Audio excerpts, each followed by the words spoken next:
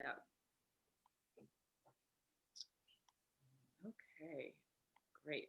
Welcome to the Peeling the Onion podcast, where we peel back the layers of health. I'm your host, Nancy Campbell, joined by my co host, Cheryl Passwater. And today we're very excited to dive deep into one of the foundations of our wellness, hydration, which has brought us to the work of today's guest, Dr. Dana Cohen, author of the book Quench. We're so excited to have Dana here today. This book is a gem. I originally heard from Dana from my friend Meg Richichi, and Dana is an integrative and functional medicine practitioner in New York City. She's been rocking that, for the last 20 plus years. And, Quench, again, fantastic read. It's something that I read a few months back, and the minute I read it, and then Nancy and I got Peeling the Onion up and running, I was like, we have to have Dr. Dana Cohen on. I'm so excited. So Dana, welcome to Peeling the Onion. Thank you so much. I'm excited to be here. Yeah. So one of the things we really loved to understand is your personal journey to the field that you're in, and why are you in functional medicine? How did you get there, Dana? Please tell us more about yourself. Okay, sure. So most functional medicine doctors that I know now have had some kind of horrible catastrophe where no doctor can help heal them or their family member, and they happen to somehow find a functional medicine practitioner who's helped them. I don't have a juicy story like that. I was in finishing up, and unfortunately, I don't come from a very healthy. Fortunately and unfortunately, I don't come from a very healthy family either. Both my parents died fairly young. When my mom died of Alzheimer's, my father died of a heart attack at 62. And I do not have a good foundation. But I was finishing up residency at Albany Med, and there was an ad on the wall that said world-renowned wellness centers looking for a doctor. And I was thinking, I remember so clearly, I was thinking, oh, I bet this is a spa. I want to work in a spa. and I took it, and I called the number, and it was for Dr. Atkins. And this was in 1998. And I ended up, interviewing with him. And I put a lot of thought. I was like, what am I getting myself into? I asked all the cardiologists at Albany Med, what do you think? And blah, blah, blah. And his book at that point was up on the bestseller list again. I ended up taking the job, and I thank God for him every day. He changed my life. He taught me things. So, full disclosure, I was hating medicine also at the time. I was $200,000 in debt, can't turn back, and had to work. And he taught me a completely different way of thinking, and made me love medicine again. And so I saw miracles there on a daily basis. Miracles by just taking the sugar out of your diet, by changing your diet. People like literally coming in every day, jumping up and down, saying, I feel so much better. I feel so much better. Mm-hmm. And I will tell you, I was skeptical. I was skeptical for a very long time. I fought him on everything for the first 6 months. I would go, where are the studies? What are what are you doing? And blah, blah, blah. And he taught me. He just taught me things. He was actually quite brilliant. He had an incredible mind, Dr. Atkins, and he taught me so much. And when you see the difference in patients, you didn't need to. You got it pretty quickly. Right. Right. And I get a sense from you from reading Quench and getting some anecdotes from the book around your practice that clinical evidence for you is just as important as the studies, or if not, just at least putting you on the right scent to something that seems to be a solution for your patients. For sure. It turns out that what we think we know everything about hydration and H2O, and it turns out that we don't know a lot, and there's no perfect way to measure subclinical dehydration or low-grade dehydration. So you have to look at things clinically, and honestly, there'll never be a study to look at some of the things that we ask for. You have to use your, what we've all lost, the art of medicine, but it also has to be grounded in science. And when I'm always very careful, and even in the book, I'm really careful about writing what is my sort of theory or my hypothesis and what is the study, so that people do have the whole information. So it's you have your feet in both courts, but the art of medicine is a lost. Can you define the art of medicine for us? What do you mean by that? So because there's no, all right, I'm going to give you an example. Let me think about something. The art of medicine would be, I'm going to take a regular example from regular medicine. Great. So excited. So this is how people are going to understand it. This is not necessarily what I believe in, right? So a person comes to see a cardiologist, and they have chest pain, and they don't necessarily meet the criteria of having a catheter to look at their coronary arteries, but cardiologists order it anyway. Because and cardiologists are the first people to say, like, everything is grounded in science. Like, they prescribe statins off label all the time. People don't meet the criteria for statins, but it's in their opinion, their art of medicine, what they know to be true. That's the art of medicine. It's not necessarily so black and white on everything. For me, the art of medicine is not prescribing statins all the time, and even maybe when they meet criteria, because I know that first line of therapy, first line of treatment is lifestyle and diet changes. So it's trusting your doctor, looking at the bigger picture, and that's really the art of medicine to me. Yeah, when I hear the art of medicine, I was also, and after having read Quench and listening to some of the case studies that come out of the book and come out of your practice, it made me think about how much you use just observation, how much you trusted your patients to report their symptoms, and to know and to see that as truth. Yeah. And I think one thing that Cheryl and I are aiming to emphasize in the body of this podcast is the truth about our intuition and being intuitive about our symptoms and our needs, which integrative health practitioners do have an art around or need one. Cheryl, did you want to jump in? Well, I was gonna say also, like, I always tell people, like, functional medicine is really, we're just detectives, right? I was like, we are just looking at a bigger puzzle that sometimes other kinds of doctors or practitioners aren't necessarily trained to look at the full thing. I was like, or like the Rubik's Cube, and I was like, and that, it's like you're untangling, a pile of wires, kind of, and I was like, it's this hackery sort of thing. But I was like, I always like, I was telling my friend the other day, I go, medicine can be amazing triage. It can be rapid relief sometimes when somebody's really in agony. My arm gets ripped off, I want a surgeon. Like, it's like, it's not that medicine is the art of medicine is wholly, bad, but so many things can be treated from the root up just by things like hydration and food and style and breathing exercises and, so many things. And so I think that's the exciting part. I think, I often say I'm a sleuth. I think I might even have that on my website. And I also say that what makes me a really good doctor is not that I'm the smartest person in the room, but I am the best listener in the room. And I think it's everything. Yeah. So find that once people walk in your door, Dana, that they haven't been listened to for years. Oh, completely. And I have to say, the one thing I do worry about with Zoom telehealth is, your visit starts when I watch you walking in from the waiting room to come sit down with me. I'm a trained observer. These are all things that are taken into place. You lose some of that on telehealth. I mean, granted, I'm so pro technology and all that stuff, but there is that art of medicine.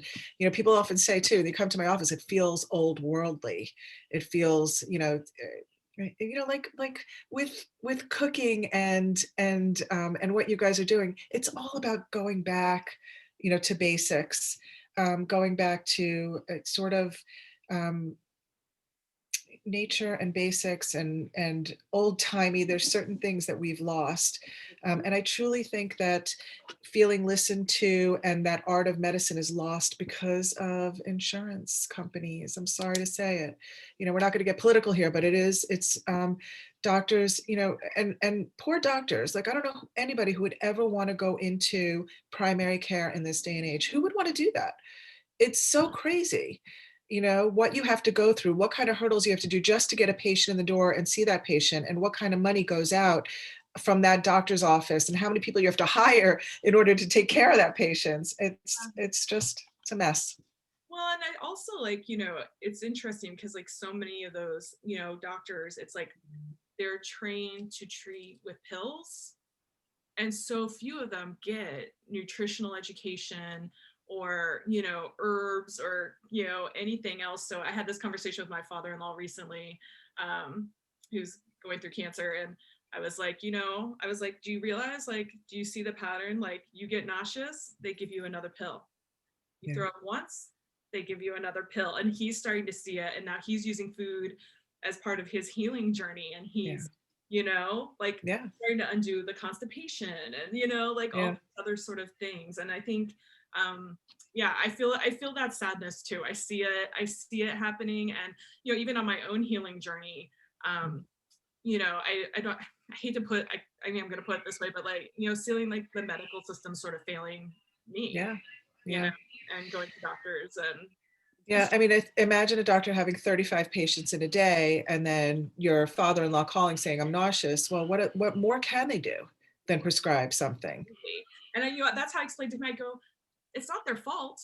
This is all they know how to do. And I was Yeah. like, I was like, that's where it's like, you have to have some empathy and understand, like, they're helping you because that's how they've been trained to help you, but it's not the only solution. And so Well, I'm going to give you one bit of good news. The good news is yeah. this. 22 years ago, when I first started, and I would have, a patient would come in. I was working for Dr. Atkins, and as a primary care doctor, I know, like, I got to call that patient's doctor and go over some stuff, let them know I'm seeing them, blah, blah, blah. And I would get hostile. I'd get greeted by hostility with these other doctors. Today, it's a completely different ball game. They are like, "Oh, tell me more about what are you doing? Where did you learn this? I want to learn more." Like, it's so different. So I think the ball is rolling. I mean, patients are demanding it. So it's hopefully rolling in the other direction. And doctors are burnt out and not happy anyway. So Well, and that's a great segue to just sort of thinking about how you're approaching your practice differently and why little things. I mean, people think it's little, but why the perception of this little thing called hydration is actually important. Will you give us a bit of background of why you went down the rabbit hole of hydration? yes, it's so once again, gosh, I can't believe I'm bringing him up so much today. Um, Having worked for Dr. Atkins, I've always known you need a book to have a platform in this field. And I was constantly searching for my book. What's my book going to be? What's my book going to be? 15 years later, I still couldn't find my book. I didn't want to write another book on hormones and thyroid, which I happen to do a lot of. I didn't think there was anything more that could be said about that. And my co-author, Gina Bria, came in to see me one day. She brought me this gorgeous, delicious smoothie, sat down in front of me. She made an appointment to talk to me about what she was doing with something called the Hydration Foundation. And I remember thinking, oh God, she's going to sell me a multi-level marketing water purifier kind of thing. And she sat down and started telling me about the work of Dr. Gerald Pollack, who's a world-renowned water researcher based at University of Washington in Seattle. And he is the guy who has discovered a fourth phase of water. And she sat there telling me this stuff, and I'm like, what the hell are you talking about? You are blowing my mind right now.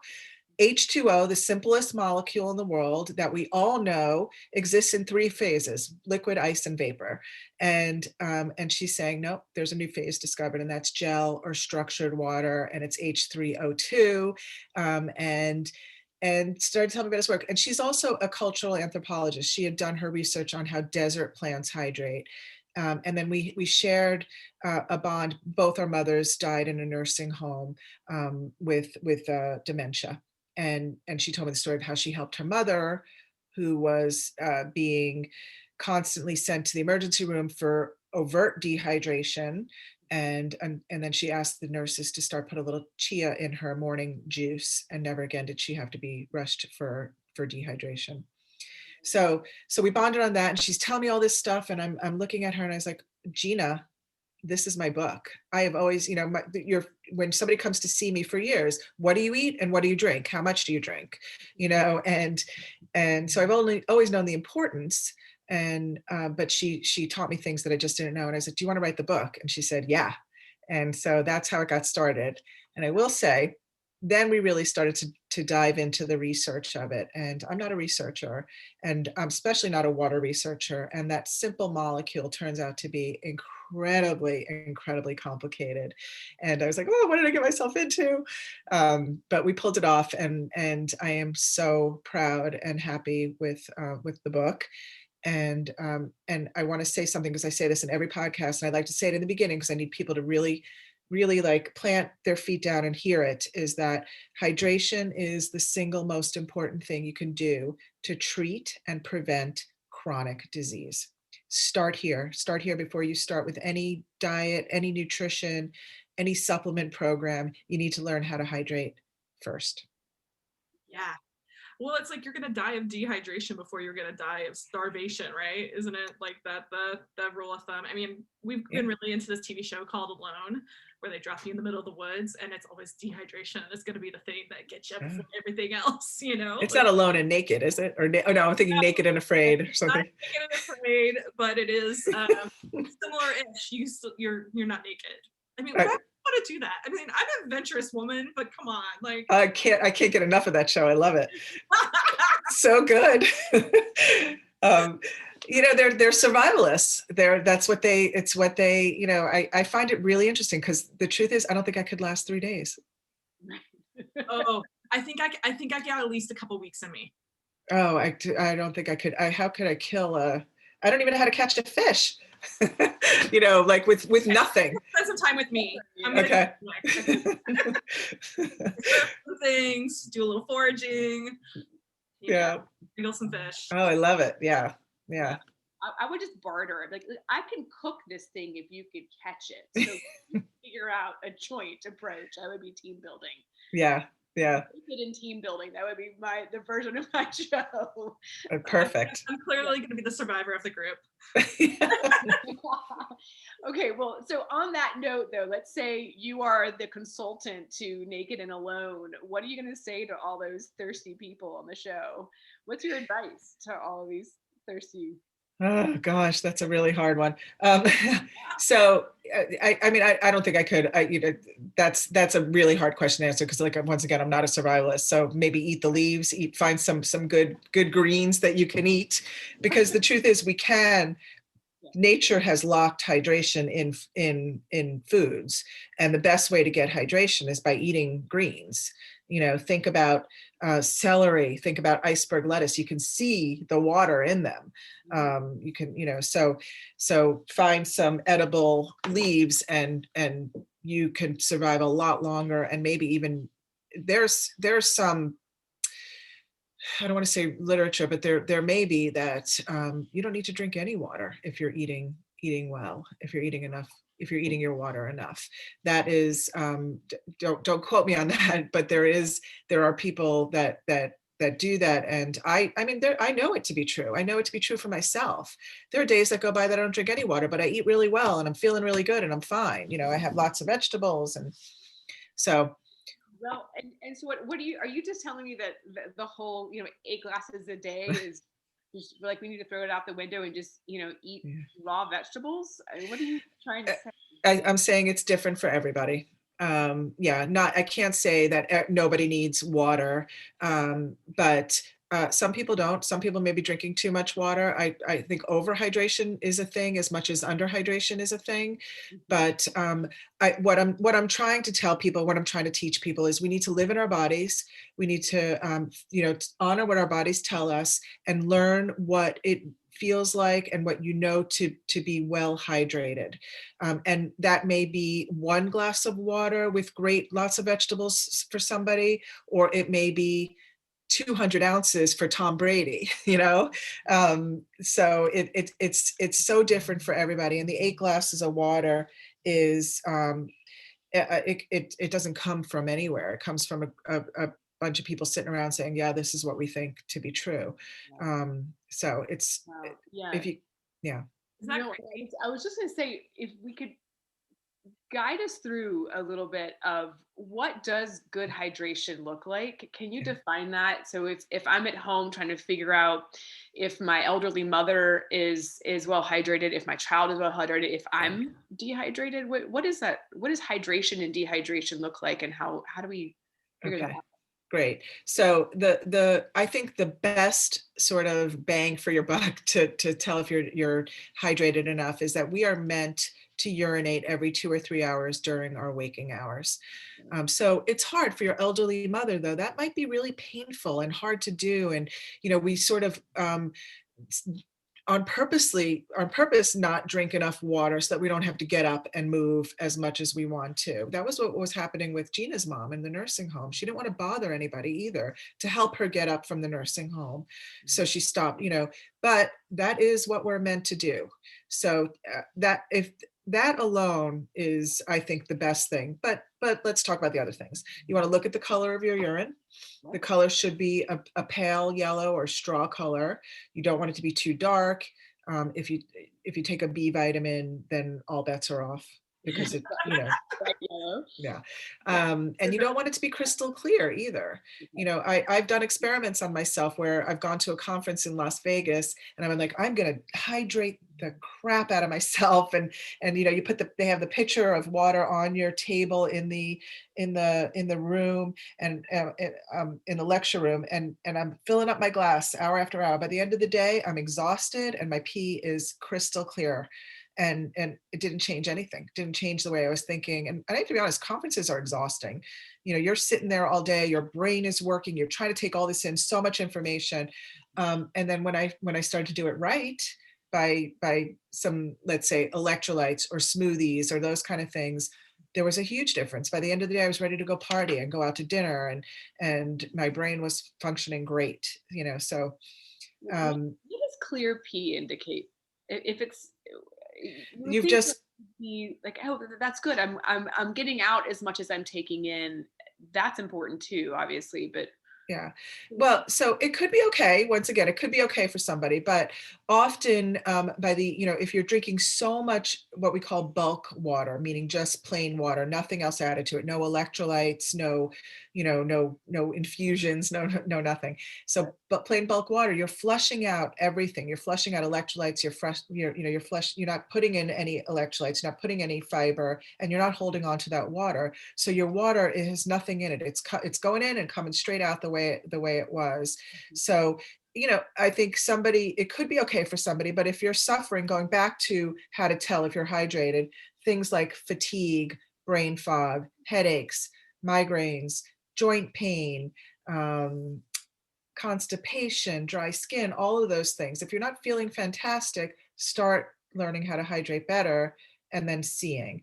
But if you're peeing clear liquid by the end of the day and you're drinking a lot of water and you're perfectly healthy and you feel vibrant and moving fluidly, then it could be okay. Yeah. Look for leg cramps, though. That's the other thing, because that is, I can't tell you how many, especially like Bikram yogis I have in my office, the hot yogis, they're like, I hydrate great. I hydrate all the time. I drink so much water. And I ask, well, do you get leg cramps? All the time. I get them before, I get tons of leg cramps. I'm like, well, you need to do something about that because you're not hydrating well. You're overhydrating. Well, if you're overhydrating, aren't you like rinsing, kind of like flushing out your nutrients to a certain degree and all your minerals and magnesium and. Yeah, and I have to tell you, I used to think that it was way more rare to see that overhydration just from drinking too much water. It's a term called polydipsia. And I used to only think it was either a mental illness or cancer. There's certain reasons why you would do this, but it turns out that I see it on a weekly basis. I'll do blood work, and just a basic blood work, your basic metabolic profile, which looks at your sodium and your chloride, and their sodium and chloride is low.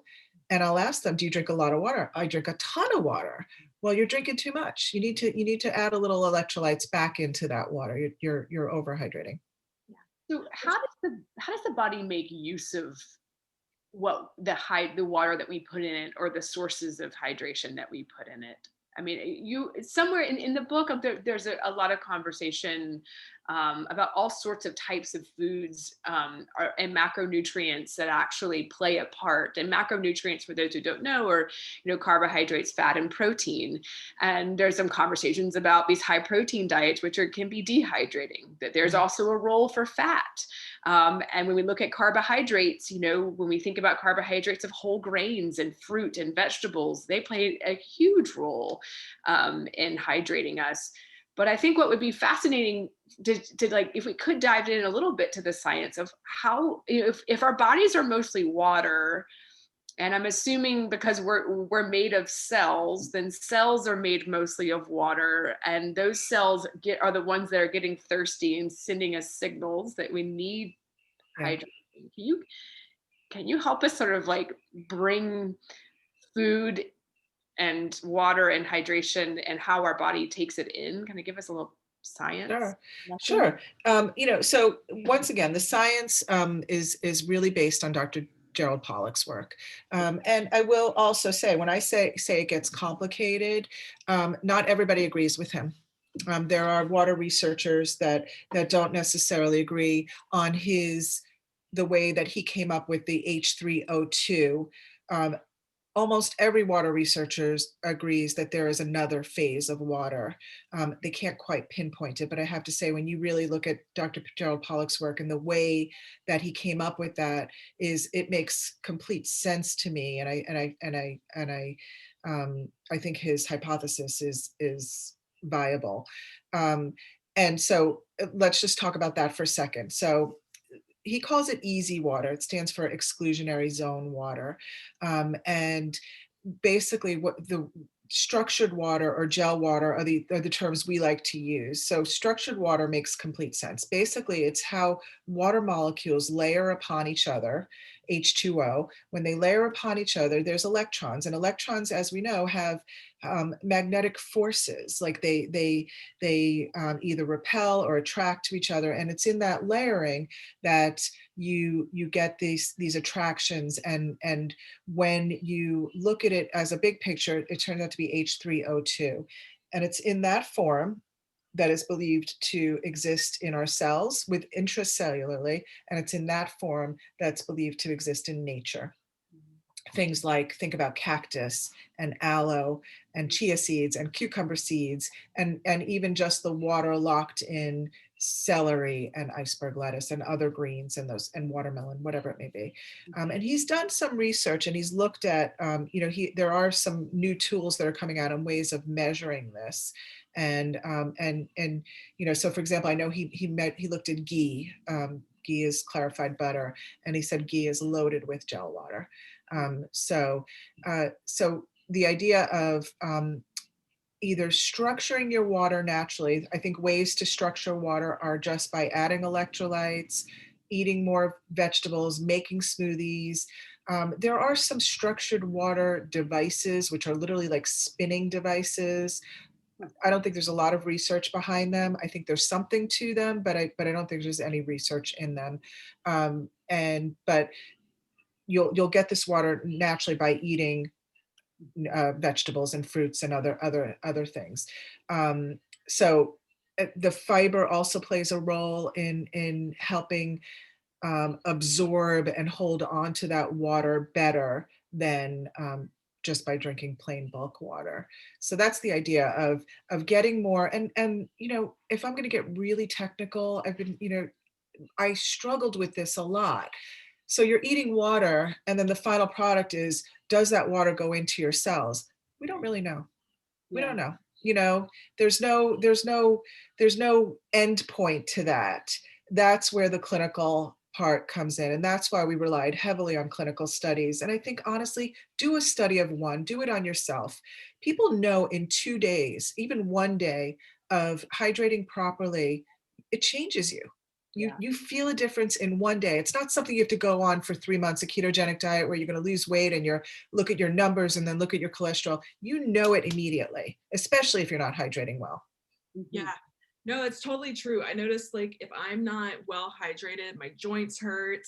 One of the first things I did was with my father-in-law, like I was like, look, we're gonna work on these like steps of hydration, and I've been giving him like chia seeds and psyllium husk and electrolytes and put a pinch of like non-iodized salt in your water and all these different things. And I remember coming back like 2 weeks later and like pushing the skin on his cheeks. And I was like, wow, Yeah. like you could just see just in Yeah. like his skin and like the plumpness, like it's this amazing thing, and like fatigue, and Yeah.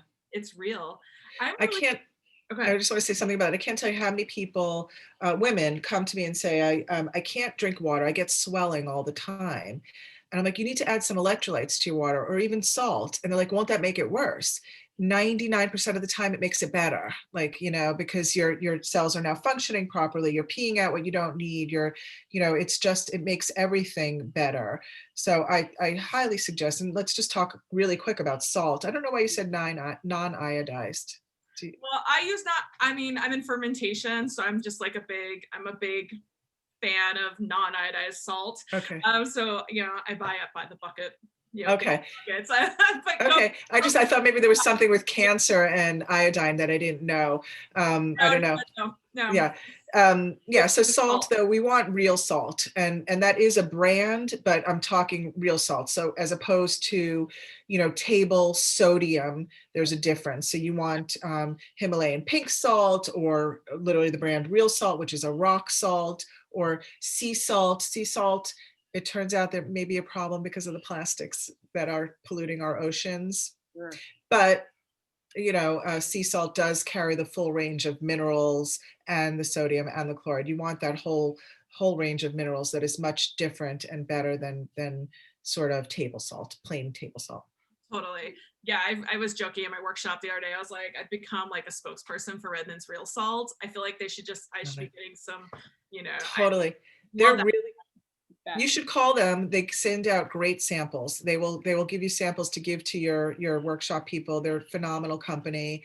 And just do a taste test. Put in the umbrella salt, the lady with the umbrella salt and real salt, put them in things and just literally stick your finger in each. You taste the difference. It's so much more delicious. Yeah, imagine that translating to your meal as much as it does to helping your cells absorb water, because that's what you're trying to say, right? Is that just a bit of salt in the water? We're not talking like, even a teaspoon. We're talking about a pinch or two, right? Yes, exactly. Like an 8-ounce glass of water. Yeah. And that just, and just as, engage me here, Dana. It's just literally like the salt is a vehicle to get into my cell. Absolutely, through your sodium ion pumps. Got it. Awesome. Okay. So it's really, because people are so confused. It's like, well, I've been told by my doctor not to get close to salt, that if if I'm eating too much salt, and what we're not talking about, right, is like eating a bag of Doritos, which is loaded with salt, or a lean cuisine, which is enough sodium for the day, versus a pinch of salt, or night and day. And it's also different salt. It's crappy salt. Right. Yeah, so that is the difference. And all of those studies that have been talking about low sodium diets for hypertension never distinguish between the difference, by the way. And there is a lot of pushback now in the regular medicine community that they don't necessarily need to be on a zero or very low salt, low sodium diet. Now, that's not to say if somebody has high blood pressure to just go eat all the salt you want. You could play around with it, though, and you could definitely talk to your doctor about it. And I would go so far as to say, I've seen people with if you have salt sensitive hypertension, that is a very specific subset of hypertension, then you may not do well with that pinch of sea salt. But the only way you'll know is if you do it and look at your blood pressure, and a few times is not going to hurt you. Cheryl. Yeah. Oh, I was gonna say, guys, I have this burning question for you, which is around fermented foods. I mean, obviously, I am a fermentation whiz kid, and love the gospel of fermentation. But so much of fermentation is geared around non-iodized salts. And and I'm always telling my students, I'm like, get yourself some decent salt, like get some good salts. But I mean, I'm also just curious, because I've been thinking about it a lot since I read your book, and I'm like, the fermented foods are pre-digested, oftentimes vegetables, so you're getting fiber, and then they have all this salt. And then I'm like, I wonder what Dana thinks about fermented vegetables in particular, around that as part of our hydration trajectory. Yeah, we have a little section in there about fermented vegetables. I think it is superfoods as far as I'm concerned. Yeah. Just for your gut bacteria, that alone, I think is really good. I'm a huge fan of fermentation. I like I said, I'm serious. I want to take one of your workshops. You better let me know when the next one is. Sign up for whatever you want. Yeah. Yeah. Well, I get to ask the question a lot. You were talking about salt and sodium and all these other things, and it's something that comes up a lot. I mean, I probably teach, I don't know, 200 fermentation workshops a year. And and it's something that comes up often, which is like, you get people who are like, oh, I don't do salt, or my husband doesn't do salt, or we're supposed to be watching our sodium. And and it's always this, I always tell people, I'm like, well, you have to listen to your body, and like you can accommodate in other areas of your life. You're not going to sit down and eat like a quart of kimchi. That's a lot. Right. It's a little taste. There's the book is pretty well referenced too. And so if you want to pull up some of those references about how sodium is no longer the foe that doctors thought it was, specifically for heart disease and blood pressure, they're in there. That's great. We'll link to those in the notes, and sort of share. We'll clearly share the book and the link to the book and your website, but also some of these offshoots. I think this is great information for sure. Speaking of salt and dehydration, can you kind of summarize what you feel like are the dehydrators? Ask the question again. I'm sorry. Can I summarize? There's some background noise. I'm not sure what that is. You know what? It's my partner. Hold on. Hold on. Yes, and he's a corporate coach, so he's on. Yeah. Okay. Go ahead. Sorry. We shall soundproof. Well, what I was asking. So Dana, what are the big dehydrators? So speaking of salt, we've been diving into that with the perception that is a big dehydrator. Yeah. And we know that in high volumes and the wrong kind of salt, it can be. But there are other dehydrators, which you talk a lot about in Quint. Can you give us a summary? Yeah. Well, I mean, the first thing that comes to mind is alcohol. Yeah. Unfortunately, yeah. There's no. I can't give any good positive thing about alcohol, and people know it. You have a few drinks and the next day your lips are so chapped and dry, and because your body your liver has to metabolize that alcohol, and it uses a ton of water to detox and that kind of thing. So alcohol is one. Any processed foods, processed food, your body has to work harder at it. As far as like foods, other than the processed foods, I don't think we really talk about much else as a dehydrating food.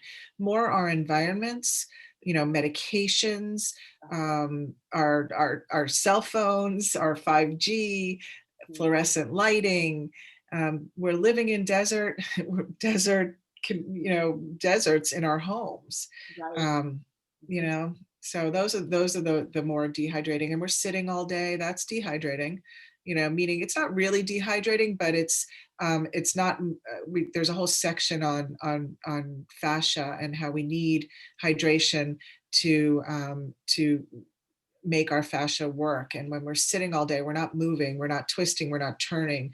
Movement is a hydrating act. So we need to move more. Um, I love the iteration and the approachability that is used in Quench about making micro movements. We're not talking about needing to go for a 2-mile walk.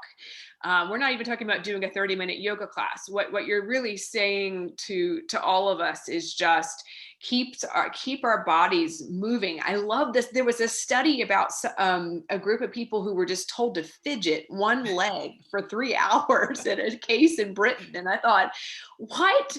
But it was clear that they could test sort of how high, I don't know, maybe you can clarify because I'm going to confuse what they tested, but basically those who could fidget that one leg for 3 hours, that leg was more hydrated than the what other. it did, they did muscle biopsies and what it did to the cells at a cellular level. It's yeah, people who fidget is a good thing. And I wish, like, let kids fidget in school, let them, and like that. I often wonder about how much ADHD is, would be affected if we let kids get up and go get some water, like move, go. My co-author did a pilot study with some schools here in New York, and taught kids where the fountains were. And instead of yelling at them or having them sit so still, let them get up, let them go get water, come back down, and they're a completely different mindset. Yeah, it's really interesting stuff. But the movement, you said basically you can make it up. Like there's no, twist, bend, circle movements, twisting, nodding up and down, those are micro movements. So try to get up every morning and move every joint that you have. Just sort of shake it out, do ankle swirls, try to go from your feet up to your head. Try to think however your body can move, make it move. And I use this example a lot, and I think it really hits home. We've become a nation of we know sedentary people, but everything is convenient, including our cars now have cameras in the front, so you no longer have to turn around to look out the back to back out of your driveway. Everything is so easy, and I remember, like, my mom was like, oh, I can't do that, but she had to do it. And now they're not even doing it. So we gotta move. Yeah, we do have to move. And I really appreciate how approachable Quench makes it, to just give us a guide, give us some little tips to coach us through. This is not a huge lift to get our bodies well hydrated. This is really just being conscious. And I think I've heard you say on some other interviews, Dana, that it really is about one thing that you do need to focus on is that this is something we have to stay present to.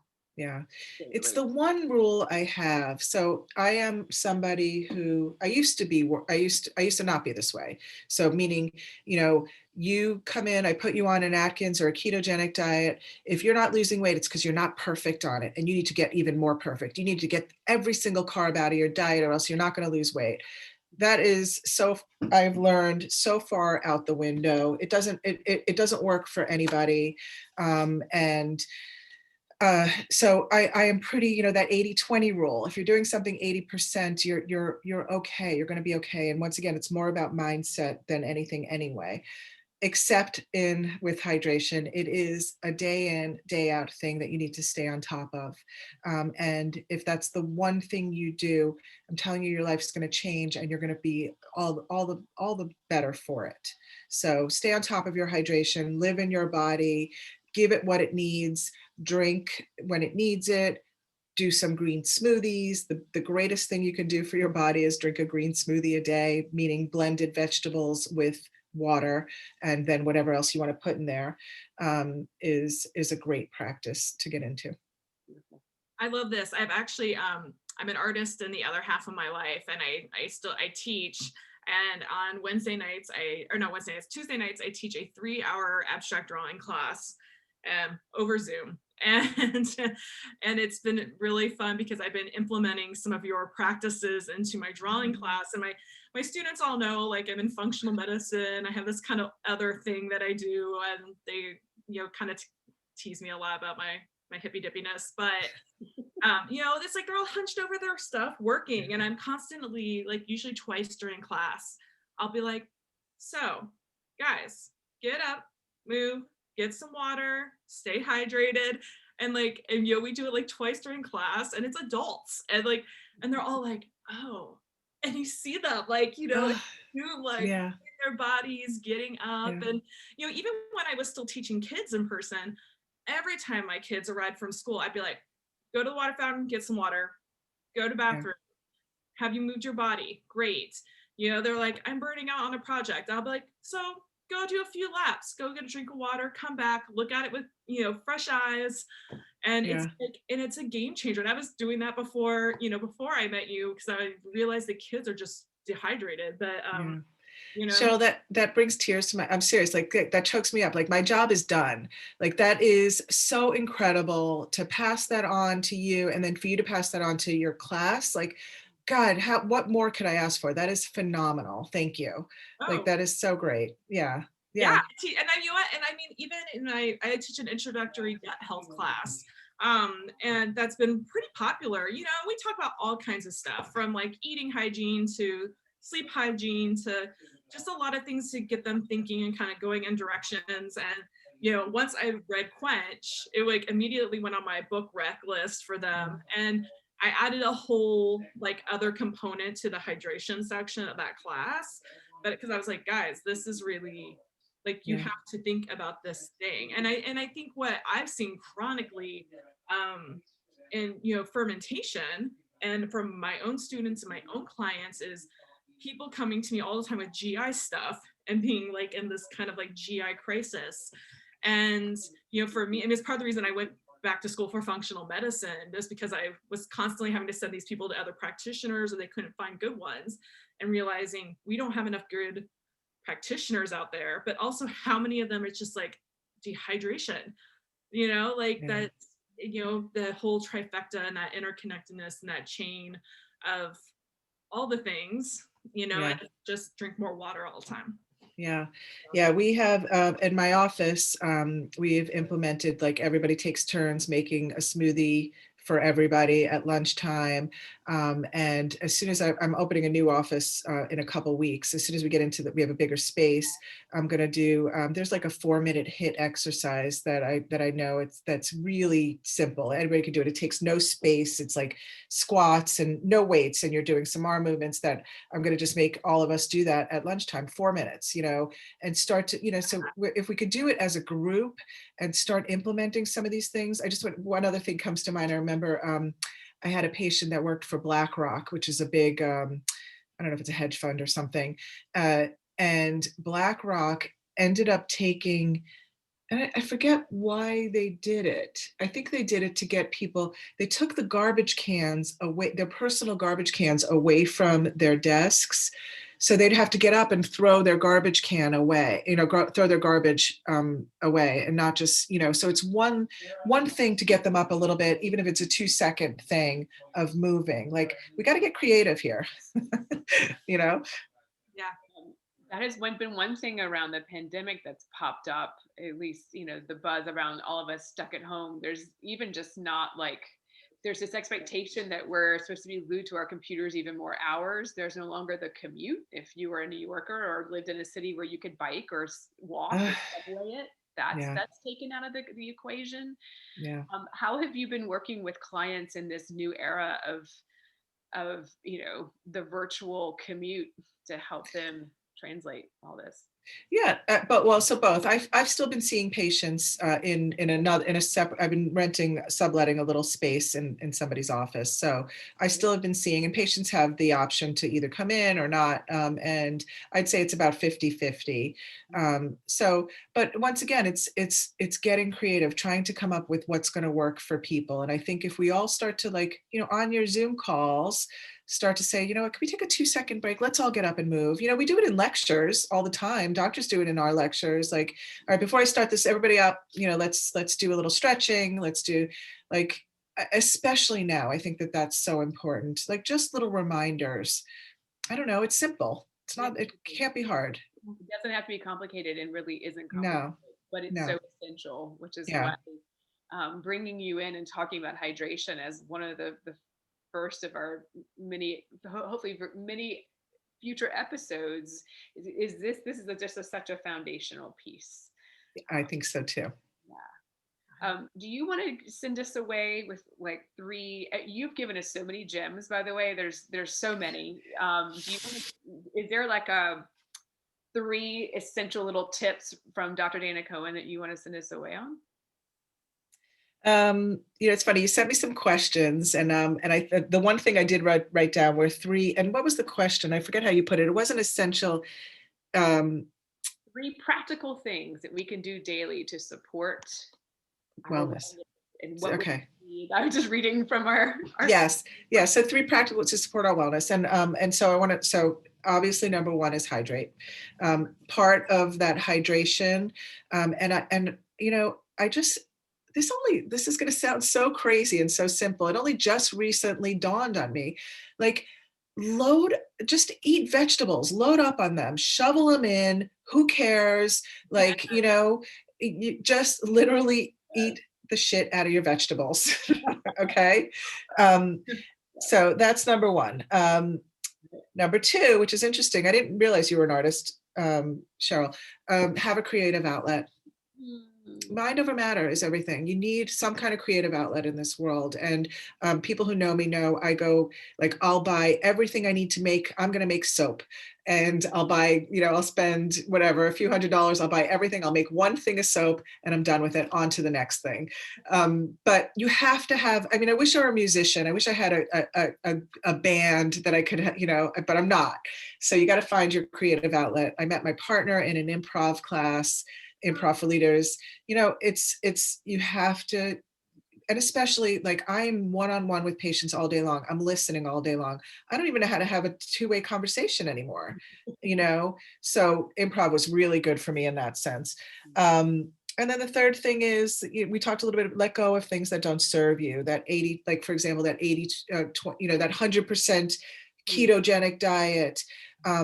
It doesn't work for many people. Now, that's not to say that I still don't prescribe it for some people, and cycling in and out of a ketogenic diet is good for some people, but that such rigid behavior is never a good thing for so many people. And until you sort of let go of it, that's when you're going to get truly healthy. Yeah. Well, it's getting up every day and saying, what can I do today? Like, right? What can I do? What can I actually realistically, do? You can eat a shitload of vegetables, right? Yeah, exactly. Like, great. Did you spend, an hour chopping cabbage while you listen to a podcast? Like whatever it is. Like, I try, that's like one of my mantras. It's just like every day I'm like, what can I do today? I love it.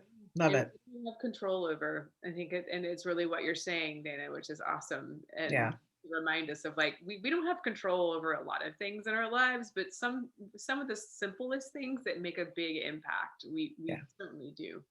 Yep. And make use of them. So thank you, including hydration. Yes, you're such a gift. Thank you. Oh, thank you, ladies. What's your next book going to be on? It's on pandemic. What? I just took a stab in the dark. Oh, so well that I was like, I hope she's writing more books. Go for it. Thank you. I actually am writing a book on pandemic proofing your health. So, we have vaccines. I'm not anti-vaccine at all. But what this pandemic has taught us is that it is a disease of lifestyle, and there's going to be another bug around the corner. There's going to be, so we need to learn how to, and people came. I think the silver lining in this pandemic is that people finally get it. They realize that, the people who were hit hardest with COVID are the people who had, comorbidities and diabetes and obesity and all those kind of things. And reaching out in record numbers. What kind of supplements can I take? How can I cook for myself? What am I doing? So I hope that sticks. I hope that the cooking for yourself, I hope that the wanting to take care of their bodies better sticks. And I'm going to give, it's a big supplementation book too, really trying to have people understand what they're taking and why they're taking it. And not everybody was doing it right, so yeah. No, much needed. Thank you for working on that. Yeah. From my clinical nutrition perspective, it is a maze, and Yeah. you either have people coming in saying, "I'm not taking anything because I can't figure it, like nothing makes sense to me," or "I'm taking everything, and here's a Yeah. gallon bucket full of all the things that I'm on," and so Yeah. it's really hard to get it right. So thank you. That's Yeah.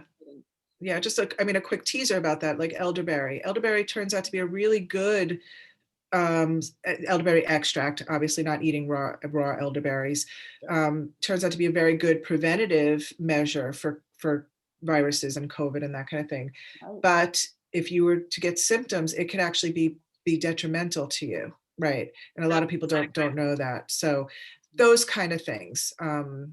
Zinc, you need to add copper to zinc. There's lots of there's lots of little things, and then really trying to understand and what's putting some eh, also grounded in science and putting some clearing up those questions.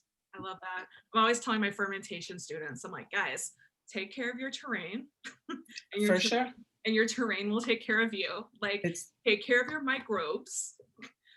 They will take care of you. it is everything. Like that like people hear that. Say it again. Take care of your microbes and they will take care of you. Yeah. Eat your fermented foods, get dirty, dig in soil. You carry 3 trillion bacteria and viruses in and on you at all times. Yeah. Yeah, because there will be another virus around the corner, unfortunately. And until our terrains are in better shape, we're not going to have a vaccine for everything, or we're not going to have a treatment for everything. Like, we were caught with our hands up in the air with this one. Yeah. Yeah, I love Yeah. that. I'm excited. Good. Yes. Here's you. to a new year and a healthy year ahead of us. 2021 has to be better than 2020. Yes. Yeah. For all of us. And we want to thank you deeply for your time and all of your wisdom. So thank you for joining us on Peeling the Onion podcast. Thank you so much for having me. Have an amazing week, everybody. We will see you soon. All right. Bye.